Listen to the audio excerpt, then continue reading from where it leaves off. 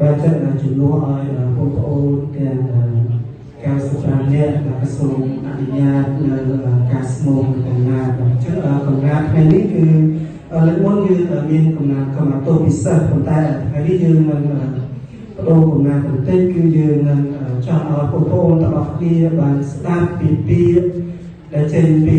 លោកគ្រូអ្នកគ្រូអញ្ចឹងកំណាតនេះមិនមែនជាកំណាតថ្មីទេគឺជាកំណាតដែលនិពន្ធដោយលោកគ្រូអ្នកគ្រូហើយនិងសិស្សានុសិស្សនៃសាលាបឋមសិក្សាវត្តបូខេត្តសៀមរាបបាទអញ្ចឹងនៅក្នុងពេលដែលលោកគ្រូសូត្រស្មូតកំណាតបាទលោកគ្រូសូមឲ្យបងប្អូនបាទតាំងចិត្តទាំងអស់គ្នាហើយសូមបន្ទន់ខ្លួនបន្ទន់ប្រាណបន្ទន់អរិយាបថនៅក្នុងការទៀងទាត់ស្ដាប់ហើយក៏ដូចជាការតាំងនៅសតិឲ្យល្អបាទជាចំណែកមួយនៅក្នុងការទទួលពោលជ័យពីលោកគ្រូអ្នកគ្រូហើយនឹងការទទួលនៅកសលផលគុណនិងអំពើល្អពីលោកគ្រូអ្នកគ្រូហើយនឹងពីមិត្តភ័ក្តិដែលជួយខ្លួនទាំងអស់គ្នាបាទចឹងសូមលោកអង្គកាយហើយលោកគ្រូនឹងចាប់ផ្ដើមបាទសូមអរគុណកាយទាំងអស់គ្នាបាទ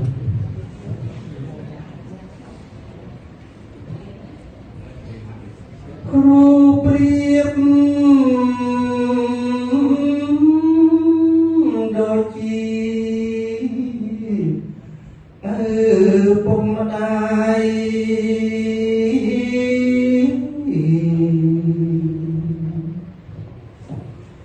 មើលថា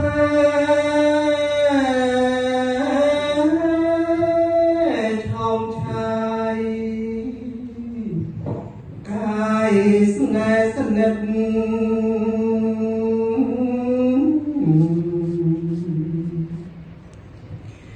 ស្រឡាញ់ទុកស្ងួន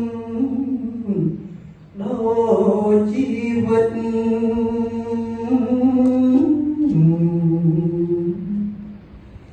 ស្នេហ៍ចេញពីចិត្តណា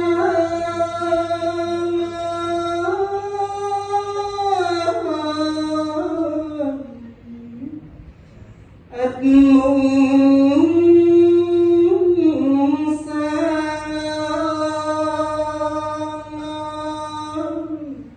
អើយ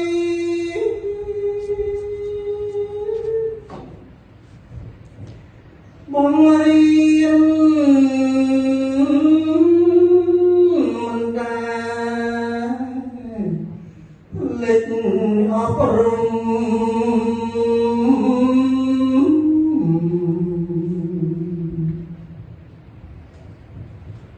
លោកពុទ្ធ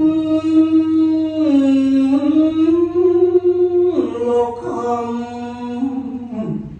ប្រែចរិយា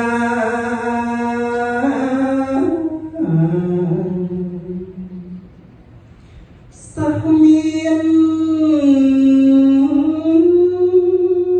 ចំណេញមានបញ្ញា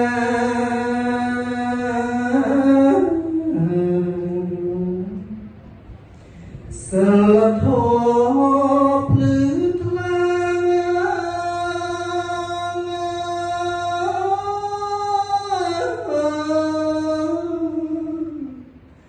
ល្អប្រពៃ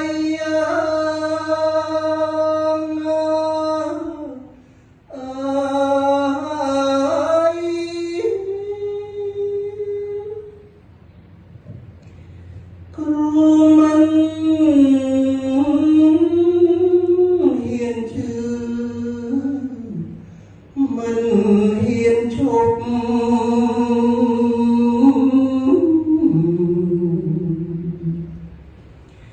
ស្រាវជ្រាវរយំរលត់ថ្ងៃ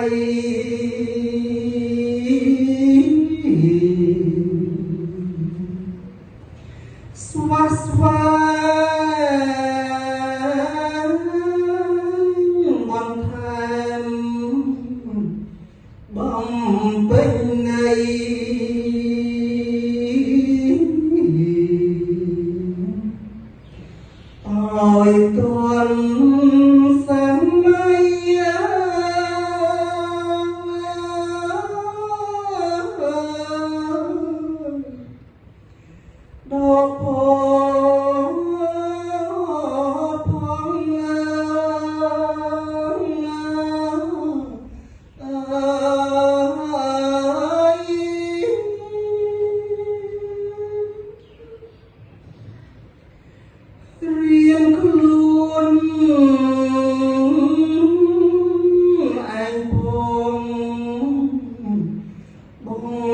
រៀនផង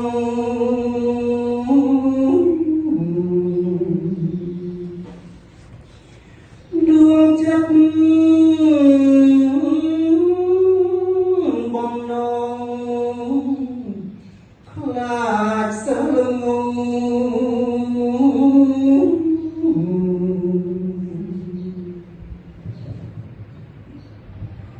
ខិតខំ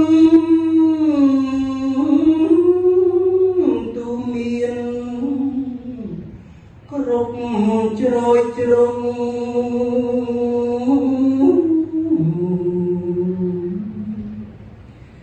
ទំ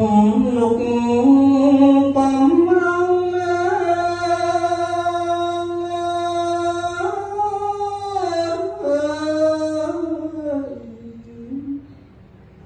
ផ្ដាំជាតិតំណាអើយ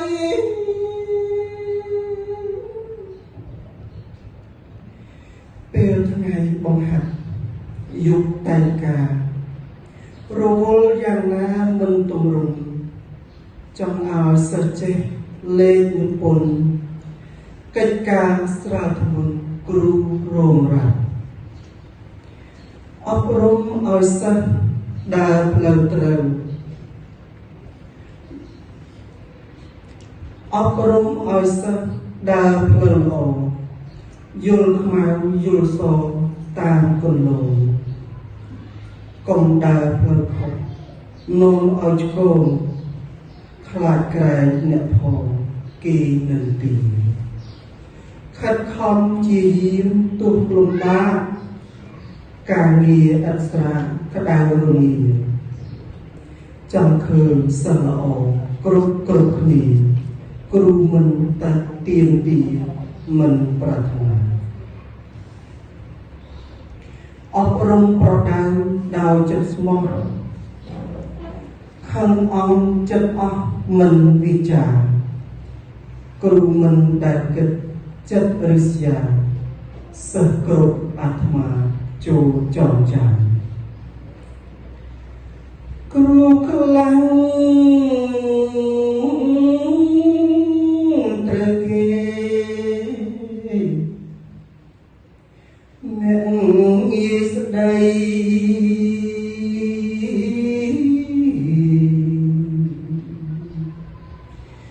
ពីជនប្រុសស្រីមើលបំណាំ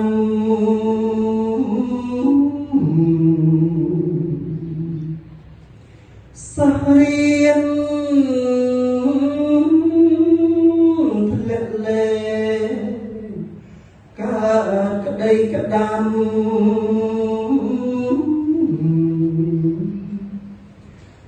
អូពីសាំញ៉ាំ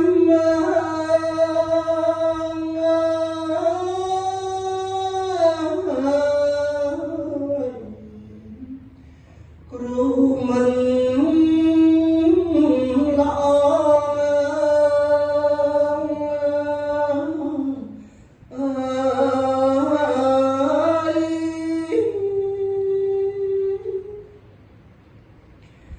នេះជាជីវិតគ្រូបង្រៀន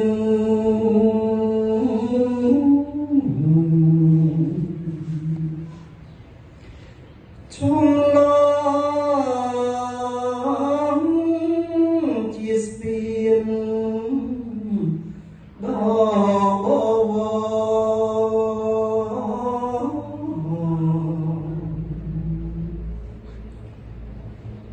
ហត់នឿយតែកាយចិត្តស្មោះសរ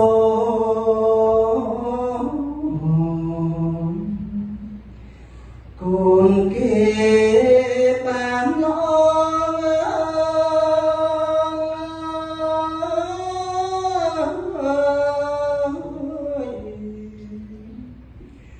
មកពីពូជញាអើយ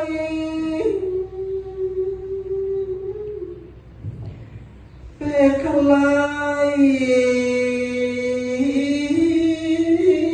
ជានេះមើលអង្គញា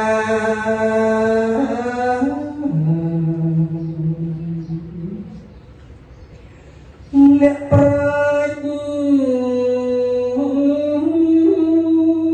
រាជការនាំប្រយោជន៍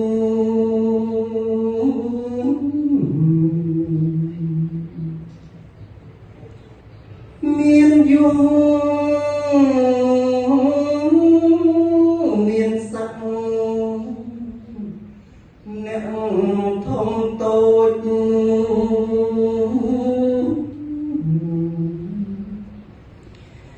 ជីវិតភ្លឺដល់ញ៉ា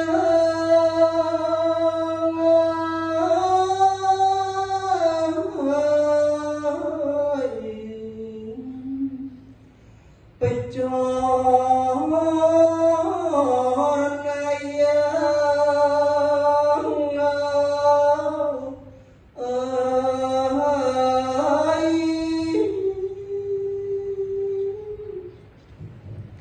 បានចឹងអនុសូមលើកនៅកំណាព្យខ្លីวันนี้សូមបាទបងប្អូនមុននឹងនេះសូមបងប្អូនឲ្យលោកតូនចំពោះលោកគ្រូ3ដងលោកថ្វាយបង្គំចំពោះព្រះសង្ឃហើយលោកគ្រូនឹងរាប់ជូនបាទចា៎បាទចឹងសូមអនុញ្ញាតលោកគ្រូអ្នកគ្រូបាទសូមលើកដៃដើម្បីទទួលការគោរពហើយនិងការកម្មាទោសពីបងប្អូនជាសិស្សានុសិស្សថ្នាក់ទី12បាទទាំងទោះជាកំហុសដែលធ្លាប់កើតមានតាំងពីជាជើងជុំដំបូងនៅក្នុងទឹកដីវិទ្យាល័យហ៊ុនសែនឈ្មោះវិជ័យក៏សូមឲ្យលោកគ្រូអ្នកគ្រូអភ័យនិងអត់ទោសជូនទៅដល់សិស្សានុសិស្សទាំងអស់គ្នាបាទសូមបងប្អូនបាទតាំងចិត្តអរទៀតបាទសូមក្រាបបាទមួយបាទមកសូមងើបបាទសូមក្រាបជាលើកទី2បាទសូមងើបបាទសូមក្រាបជាលើកទី3បាទចឹងសូមខមាទោសចំពោះលោកគ្រូអ្នកគ្រូបើសិនជាសិស្សទាំងអស់គ្នាមានកំហុសឆ្គងមកចេតនាណាមួយសូមលោកគ្រូអ្នកគ្រូអភ័យបាទសូមលើទាំងអស់គ្នាបាទអរគុណដល់លោកគ្រូម៉ារីទាក់ទងជាមួយនឹងអត្ថន័យនៃកំដាបាទទាក់ទងជាមួយនឹង